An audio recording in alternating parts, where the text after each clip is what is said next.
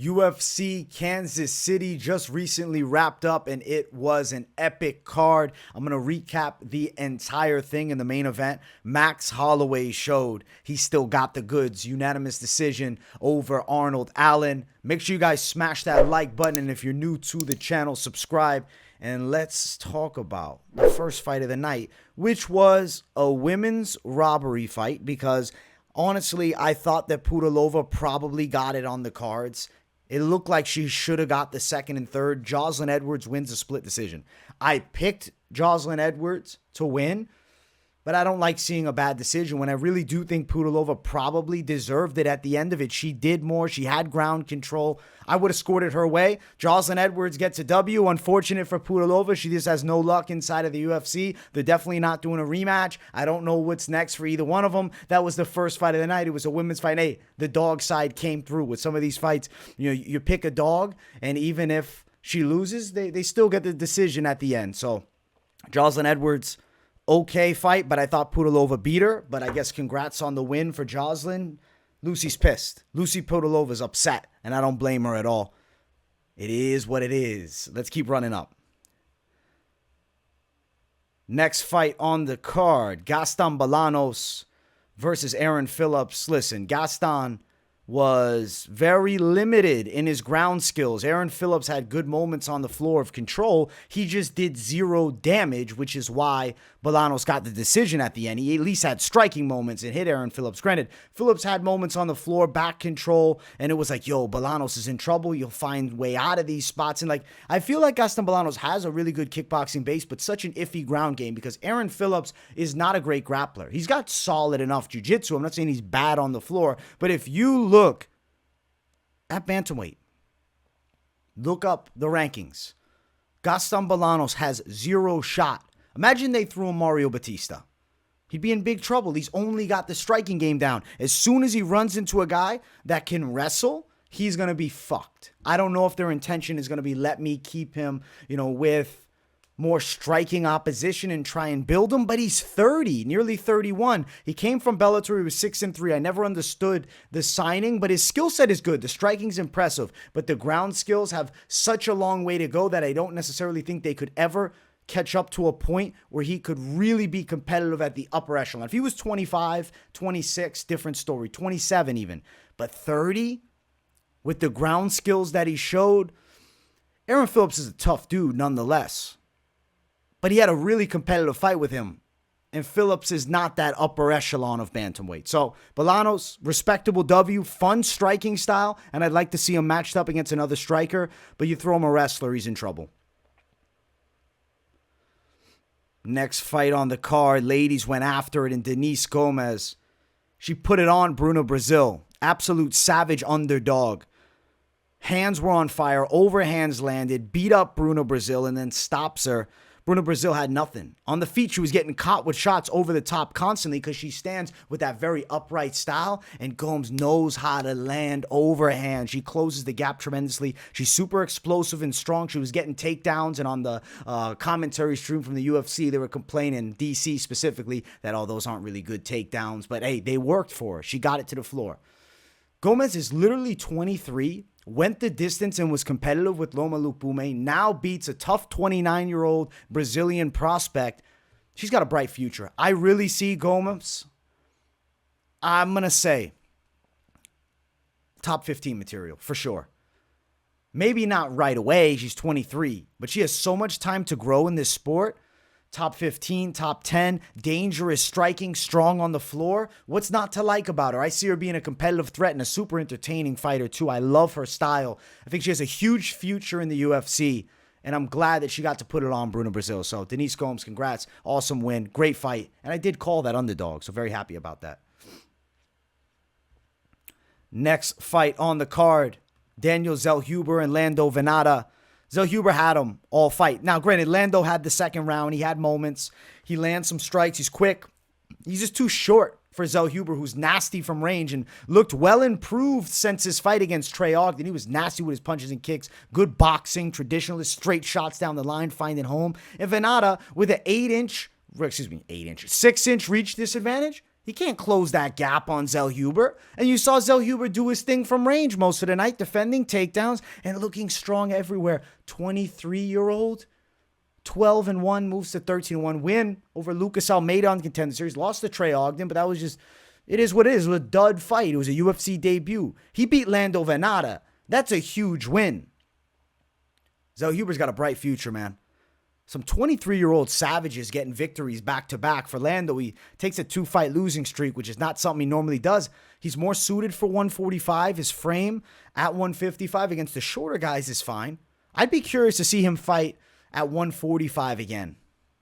Potentially, if he's at 55, he fights like, what if they give him Yanal Ashmos? I think he might get laid out, though. I think Yanal could hurt him. Zellhuber, they're going to take their time building him, but you got another bright Mexican prospect on the horizon, like a Yair Rodriguez. I could see Zellhuber being a contender as he gets older. He's so young right now, and he's beating Lando Vannata in clear fashion. That's huge. Great win for Zellhuber. Next fight on the card. Gillian Robertson was a savage in this fight. She bullied Piera Rodriguez as soon as they got to the floor. Granted, Piera's the one that started the grappling. The commentary was saying that Rodriguez got guard pulled on her by Gillian Robertson. I don't think Gillian pulled guard. I think Rodriguez shot for a takedown, and Gillian's like, yeah, this is my world. Let's go. Got to the floor, and then is able to get a takedown attempt from the bottom guard position, gets on top. Piera can do nothing. Second round ensues. Piera can't do shit. Gillian's beating her ass, pulverizing her. Then gets an armbar, fully locked in. One tap by Piera Rodriguez, but then she stops tapping, and she's like trying to turn out. It is what it is. No nonsense. Keith Peterson stopped it. I think he saw it as, all right, she tapped, her arm's fully locked out, and he just called it. He thought maybe she was still trying to tap. Maybe it was a verbal tap. Maybe he thought she was saying tap, tap, when she was like, ah. I don't know. She was in a fully locked armbar. It was going to snap or tap. The referee did her a favor of not forcing her to take 1 year off from fighting with a destroyed arm. Gillian Robertson at 115, I said, after this fight, I'm done doubting her. And she more than proved it. She destroyed Rose Namajunas in grappling. She now fights Piera Rodriguez, an undefeated, dangerous girl, and beats the brakes off her, makes her look like a white belt on the mat. Gillian Robertson's a beast. We can't sleep on her anymore. At 125, she got a ton of experience, and she's only 27. At 115, I see Gillian Robertson making a run towards top 15, and her grappling skills are going to be dangerous. Yeah, I like the chances of Gillian Robertson as a top-tier contender at some point soon. Great win for Gillian. She looks so good. So good. So good. Mad props and respect to her. Trains out of that Goat Shed team. Savages over there. She's gotten way better. She looked awesome. Next fight, it was Zak Cummings, Ed Herman. Both guys retired, which is pretty interesting, right? It's like something that never really happens. Zak Cummings beat the shit out of Ed Herman. It was hard to watch because Ed was so stiff and he was getting dropped left and right. He got dropped so many times, but then in the third round, he actually got dropped and finished off. And it's because earlier in that third round, he got his nose crushed, blood leaking everywhere. You see it smashed in, but he'd been dropped several times before. I feel like before the final knockdown, I mean, there was at least 4 knockdowns by Zak Cummings, and then the actual knockout that he landed right at the end of round number 3. You can see 413. Zak Cummings' boxing looks so smooth. He didn't cut any weight. He had the beer belly. He looked like a savage on the feet. His hands are lightning fast. Zak Cummings is a solid fighter, man. 25-7. A guy that was kind of always slept on, but we got to appreciate him in this final moment as he put it on Ed Herman, who also retired. Ed was obviously visibly upset, and it's crazy to see 2 guys retiring the same night, but totally different performances. Zak Cummings beating his ass. Ed Herman taking more damage than he's taken maybe amongst his whole career in this one fight. At 42.5, Ed Herman is well past his best days. Zak Cummings, if he wanted to, could still be competing. But he had to go through hell to get back. Like, he was worried about not being able to walk properly with his back injury. Then he's in the cage at light heavyweight, beating up Ed Herman. Zak Cummings is a savage, man. Great win for him. I'm actually really impressed by how he pulled that one off. And both guys retired. They call it, man, I don't know, in your 40s, it's dangerous to keep on scrapping with these savages. And Zak Cummings, I think, calls it like, a little early. He probably could have beaten some of these older guys still, but what if they throw him a young lion? What does he need that? Especially at 205, he's undersized. The win he needed in Kansas City, great way to call a career. Awesome win for Zak Cummings. I love the performance. Next fight. Holy shit. It starts out, Nicolau's moving on him. It's hard for Royval to land. Out of nowhere, knee up the center. Nicolau goes unconscious. Royval he brought it up, and Nicolau just dipped right into it. Out. Done. Good night. 2 minutes into the first round. Brandon Royval had the performance of a fucking career. This is a breakout win. Nicolau gets sent back far after this loss. After he was on a great tear in the UFC, looking like he's on the come up as a contender, Royval established himself now as a legitimate threat to the world title. I mean, he's right up there. He got a huge knockout here. His style's super entertaining. There's a lot of Brandon Royval fans, and how could you not be a Brandon Royval fan? He's one of the most entertaining fighters probably in the game. At flyweight, Royval, Moreno, 2. Royval, Pantoja, 2. But I don't think that's what we get right yet. I think Royval fights the winner of Manel Kape, Davison Figueiredo. If the timelines work out, I would like to see that. Now, Royval could be ready for a quick turnaround. I don't have an exact name. Who would they want to give him that fast around? Who would they want to throw him right away? If we're doing it, I'm going to have to pull up UFC rankings on the phone right here. Because now I'm curious. I want to see the top 15. I want to see what we're looking at. Who would I give him? If I'm the UFC, he just got a knockout. He's number 4. He just beat number 5. I don't think he fights Kai Kara-France. I don't think they're giving him a fight behind him. I think the Manel Kape Figueiredo winner, or potentially you have him as an alternate for the Moreno-Pantoja fight. Maybe you have him as, on standby in case Figgy pulls out and he fights Manel Kape, because I think that's like the next contender fight. Potentially is the winner of those two. And Royval's a savage. Great win. Huge for his career. Super impressive. Nicolau getting sent back, man. He's getting sent back. Tough loss for him. The next fight was the featured prelim, and it more than delivered because TJ Brown brought the fire to Bill Algeo, but he couldn't outgrit the savage. Algeo strangles him at the end of it in a crazy back and forth. The elbow is what did it for Algeo. A real short one. Drops TJ Brown, and then the ground skills were on display. Algeo strangles him, but TJ Brown was landing big overhands, huge punches, exploding into range like a savage. It was one of those back and forth junkyard dog scraps, but Bill Algeo, damn, he doesn't break. And then after the fight, Bill Algeo is, getting a little camera comfortable, and he's letting his heel come out. He's trying to play, a slightly less douchey Colby Covington, calling Kansas City a dump. It stinks over here and shit like that. It was pretty funny. I like what I saw from Bill Algeo. I like that he kind of turned a little heel. He's 33, so he really needs to now or never it. He's at a point where he's got a couple of good years left. Does he make a run towards the top? I lean no, but damn, I'll tell you this much. You are going to see entertaining fights every time you watch him fight. I wouldn't hate the idea of him fighting Nate Landwehr, because that would just be a wild junkyard dog scrap. TJ Brown, he's getting sent back a bit. Still fun fights. Maybe Austin Lingo for him. I'm just throwing random names out there off the top of my head that could maybe work out. I know Lingo just recently fought against Landwehr. Bill Algeo. He's there. I mean, he's a fun guy to watch. Good style. Him and Nate Landwehr would be a great scrap. If you're looking for an entertaining fight for both, that'd be it. I know Nate might be deserving more so of a contender at the top, but Algeo would bring a super fun fight. Great win for Bill Algeo. Great way to finish out the prelims. It was a fucking banger. Then we jump to the main card. Make sure you guys smash the likes if you haven't. And if you're new, subscribe. It was Rafa Garcia and Clay Guida, and this was a boxing class, master class.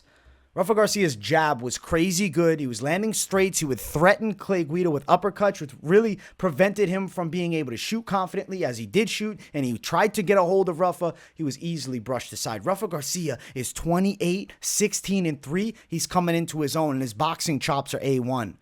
He looks really good in the stand-up. Kicks well, too, but the hands are on fire. Beat up Clay Guida. Just outstruck him for 3 rounds. Controlled from distance. Beat the shit out of his face. Clay Guida, tough as they come, is not going to fall. After the fight, Clay Guida does a joke. He takes his gloves off just for an interview, and then they had to cut it short because he kept thanking everybody and talking about so many people. D said, yeah, thank you, Clay. Yeah. That was funny, though, how he played that one off. He's going to be back, though. I knew Clay wasn't going to retire after this one. He lost to Rafa Garcia. This is just too tough of a fight for Clay Guida at this point. There are matchups that you can look towards more in the back end of the weight class that I think you can, find him at least fairly competitive in. It's not like he's losing every which fight. Certain matchups, this was not the one. This is a Rafa Garcia who wants to be a contender versus a Clay Guida who is no longer at the top of his game. Still a dangerous fighter, though. Still tricky. Still competitive and physically there. Chin is there. But Rafa Garcia put it on him, man. And I think he's got a good future in the sport. Trains with Cub Swanson. Yeah, I'm curious to see what he does in the next couple years. I don't know why. I wonder, at 5'7", his frame, could he make 145 and would he be better there? I don't know. He has a little thickness on him, but maybe that helps him with his pop and his strength. But if he could somehow get down a weight class to 45 with his frame, I'd be interested to see how that works out for him. But either way, great win, Rafa Garcia. And Clay, always awesome, even in defeat. Next fight, Upset City. Pedro Munhoz drops Chris Gutierrez in round 1. Wins a unanimous decision. Gutierrez touching him up from range, but Munhoz with more pressure, doing more damage, and it shows. Damage trumps all. Volume slightly favoring Gutierrez, but he's landing these peppering shots where when Munhoz lands, you're like, oh shit, he hit him in the face hard. Pedro Munhoz's overhand shot was tremendous. Drops him. Gutierrez on his ass. I was like, damn, he's in trouble. Gutierrez is quick and nasty from outside, but Munhoz was just finding shots and doing his thing. Even in the grappling, was controlling, looked strong. Pedro Munhoz, man, the Punisher. Young Punisher. Now he's not so young necessarily, at least for the fight game, but he's the Punisher still. And he's not letting go of his ranking spot to a young contender on the come up at 135. Pedro Munhoz is still one of those dudes right at the upper echelon. And this is a Gutierrez riding so high off of destroying Frankie Edgar and flatlining him with a massive knee. Remember Pedro Munhoz fought Frankie? That was a controversial decision. Pedro definitely won that fight. So this was the hardest fight ever for Chris Gutierrez. He could not win it. Pedro Munhoz, as a dog, came through. I counted him out. I think a lot of people did. He looked tremendous. Super impressed with Pedro Munhoz. Good everywhere. Still at the upper level of the weight class. Bantamweight is so fucking stacked. To talk about a next matchup for him, I don't know. A rematch with Rob Font? How far is he from that? Pedro was 9. Do they rematch Font? Could he fight the winner of Song Yadong, Ricky Simone? That's a potential fight, maybe. Could it be Chito Vera, Pedro Munhoz? I don't think I'd really complain at that matchup, even though there's been losses for Pedro that probably aren't going to give him that big of a fight. Or do they throw Jonathan Martinez at him? They try to throw him somebody like that. So just throw him Chris Gutierrez's boy. I don't think that would go well either. I'm just looking at the rankings. Adrian Yanez, Umar Nurmagomedov. Yeah, I don't know exactly what they do for Pedro. He's taking some L's, but he's still right at that upper echelon, man. I guess if they're looking to give Piotr Yan a step-back fight, Pedro Munhoz would be willing to take it. And for Gutierrez, sent back a bit against a tough top 10 bantamweight who's always knocking on that door at the upper level. The best of the best beat him. Fortunately, Chris Gutierrez was not there. Munhoz looked tremendous. Next fight on the card, I was upset at this stoppage. Ion Cutelaba, he beats Tanner Boser. Yes, Cutelaba was fucking him up and looked on his way to a TKO. But the reason I complain about the stoppage, yes, Cutelaba hurt him for sure. Boser was in trouble. And then pressed against the cage, Cutelaba throwing punches, right? If you look at Boser, as they stopped it, he is working his way up. He's almost up. Yeah, he's getting hit with a lot of peppering shots, but they're not knockout punches. He's about to get up. I say you give him another 3, 4, 5 seconds. He's about to stand up, and then what happens? What happens if you would have recovered from that onslaught? Now Cutelaba might have punched himself out, and Boser would have had a shot. It is what it is. That is the fight game. Boser shouldn't have got hurt in the first place and put himself in that compromised spot. The ref calls it. It is what it is. Fuck it. I was so excited to see mythical Tanner Boser 205 shredded out, actually 203, and maybe making a contention, towards the belt, a run. Unfortunately, no. Cutelaba holds his place as, one of the top-level gatekeepers at 205. Still a fucking menace. Just unfortunate stoppage, man. I still want to see Boser come back down to 205 and do another fight, but let's step his competition level back. I love Boser's style. I'm a fan of him. He's got a nasty right hand, and if he lands it, it does a lot of damage. Cutelaba, though, did more damage. He pulled it off. Gets a TKO. Whether I want to complain early or not, he was probably on his way to getting the win anyways. Is what it is. That's the fight game. Next fight on the card, it was the feature prelim, and Azamat Murzakanov beat the Glory kickboxer in striking. Outstruck the hell out of him dominantly. And then in round 3, after Azamat is definitely winning, Jacoby's having success on the feet. Azamat broke his arm, he said after the fight. Okay, so Jacoby's having success on the feet in round 3, touching up Azamat. You can tell Azamat's feeling the fight. He's tired. His arm's broken. He's getting hit with punches. What does Jacoby do at the end? He's trying to wrestle. He's trying to take him down. When you need a stoppage, he's throwing pepper and ground. I'm like, what's going on here? You can't be any bit confident you won the first or second. He clearly lost the first and second. He got dropped by Murzakanov. He got fucked up on the feet.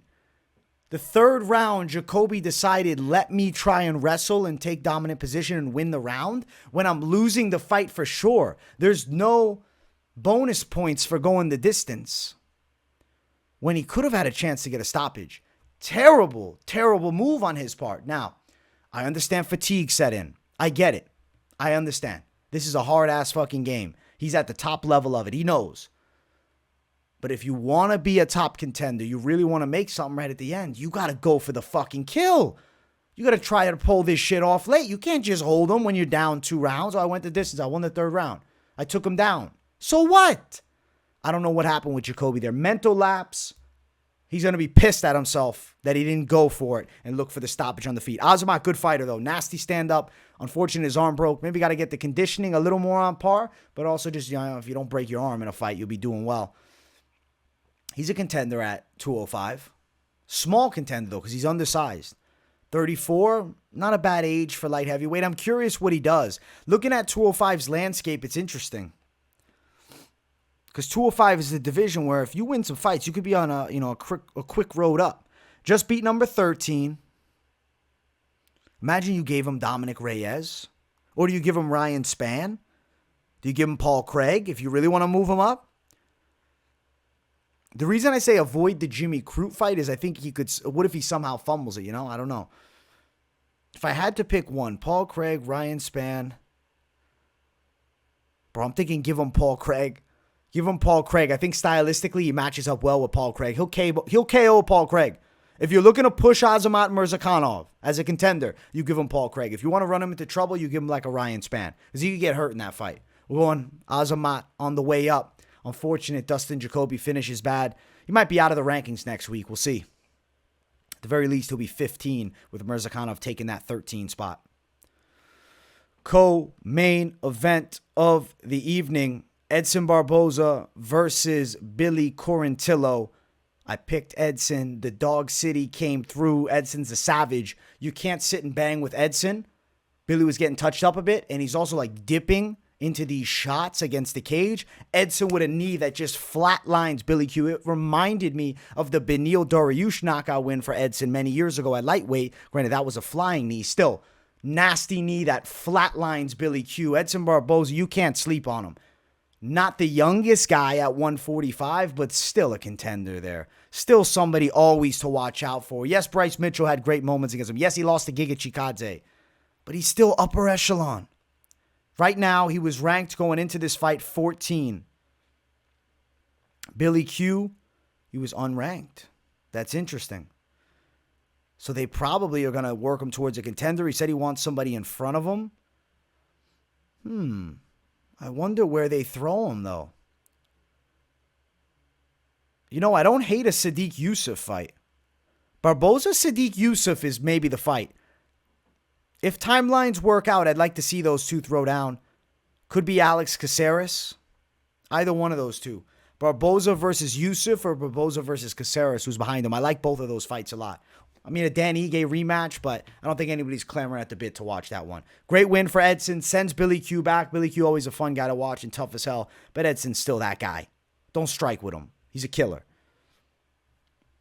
Main event of the evening. If you guys haven't, make sure you smash that like button. If you're new to the channel, subscribe to it. Max Holloway defeats Arnold Allen by unanimous decision, 49-46, 48-47. Hey, I called the 49-46. Perfect prediction call in this main event. I'm super happy seeing Max Holloway get a win because you can't doubt him. Arnold Allen's a great prospect, real contender on the come up, but Max Holloway is one of the best ever.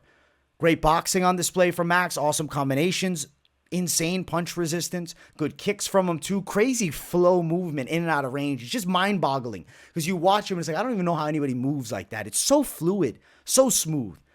Arnold Allen had big moments. He landed some powerful hooks, big shots out of that southpaw stance. He hits hard. It's just Max Holloway can take such a big shot. At the end of that fight, they're going to war, exchanging strikes.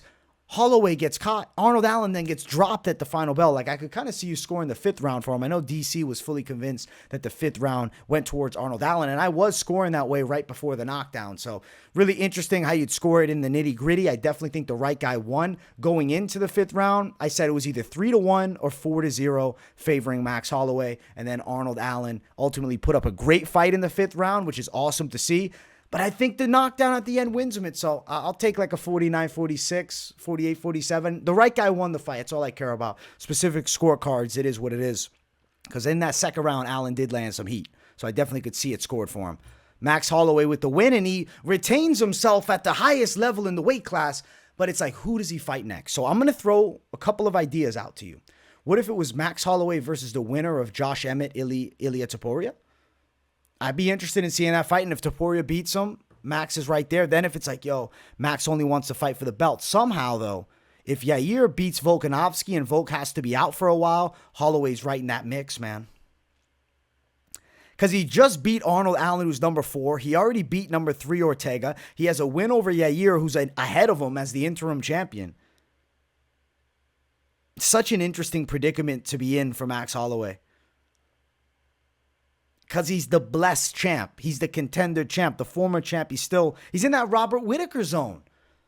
If you threw in Brian Ortega again, I don't see it going any different. I mean, maybe Brian lasts a bit longer. I see it going a bit different. But I still see the same guy winning at the end. He beats Josh Emmett. Ilia Topuria, if he beats Josh Emmett, that'd be a cool fight. Or maybe Max is waiting out. He wants to be the backup for Yair Rodriguez Volkanovski. I'd assume so. Somehow, some way. Imagine him and Volk fight a 4th time. Or maybe he goes out there and he fights against Yair Rodriguez. Again, a rematch. Maybe Yair wins the belt. Somehow it lines up. But I'd assume the UFC, if Yair wins, would do an instant rematch for Volk. They'd have to. So Max would be out for a while. So I think Calvin Kattar. I think that the winner of Josh Emmett and Ilia Topuria could be the right matchup. Who are you going to give him? Giga Chikadze, who's way behind in the rankings, who took an L to Calvin Kattar? He just beat Arnold Allen, who's like the best guy. Maybe the Ortega rematch. Korean Zombie's taking L's. I don't think you can give him. Such an interesting spot to be in. He's got the blessed belt. That's what I'll say. He's got the blessed belt.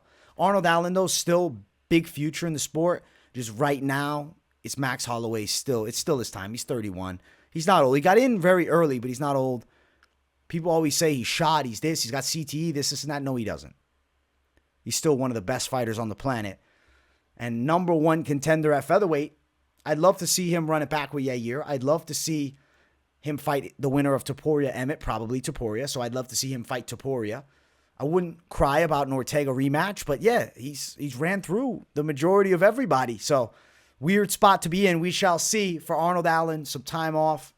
There'll be a good matchup for him when he comes back. And I think a couple more wins, he could still be right in contention. Even with a loss to Max, you could end up fighting Volkanovski like Yair is going to. Because Holloway's down 0-3 against Volkanovski. Interesting predicament. Great fight for Max Holloway. Awesome win. Guys, before we get out of here, I want to review the picks. I want to talk about my record on the card. Official record that we went with here. 9-5 for the card. Not bad. We won in the main event. Max Holloway pick on point. Edson Barboza, dog pick, very on point, called knockout too. Lost with Azamat Murzakanov, dusted Jacoby, but I did have inklings towards Azamat potentially winning. Ion Cutelaba, Tanner Boja. I really believed in Boja. I still think it's an early stoppage, but Cutelaba with the win. Respect. Took an L there. Pedro Munhoz, Gutierrez took a fat L there because Pedro Munhoz, you can't sleep on him. Gutierrez wasn't ready. I thought Gutierrez had that fight. Rafa Garcia wins over Clay Guida. Good call there. Bill Algeo over TJ Brown. Good call there. I picked Nicolau over Royval. Lock of the fucking week. The Monday lock is cursed. I need to figure something out. I got to knock on wood as I'm saying it. I don't know. I got to sit on it this week because holy shit. We get flattened with a knee.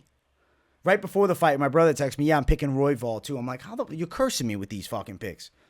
Holy shit. Incredible work by Royval. Took it a fat L there. Won with Zak Cummings over Ed Herman. Lost with Piera Rodriguez. Gillian Robertson whooped her ass. Great performance. Won with Zellhuber. Won with Dog City Denise Gomes. Won with Gaston Bolaños, even though he's unimpressive. And then won with Joselyne Edwards, even though it was probably a robbery. So overall, pretty happy with the results of the picks. I can't really be any bit upset. 9 wins, 5 losses on a great card like this. I was thoroughly entertained. I hope you guys enjoyed a week's worth of content. I'll be dropping the full card predictions for UFC Vegas coming up with Pavlovich versus Blades. Be dropping, I guess, today if you're watching this on the 16th. Depends when you're watching it. Depends where you're at. Could be tomorrow for you. Looking forward to it, so stay tuned. It's on a Sunday, the picks drop. So make sure you watch those. Smash the likes here. If you're new, subscribe. Definitely let me know what you thought of the fights in the comments. And drop a W in the chat, too, if you have nothing else to say and you just enjoy the content and want to boost the algorithm for your boy. Content dropping every day of the week, like always, so make sure you're subscribed. I appreciate you guys also for getting me to 15,000 subs. That's incredible. We're on our way to 20K. Much love, people. I'll see you on the next one. Peace, and have a great one.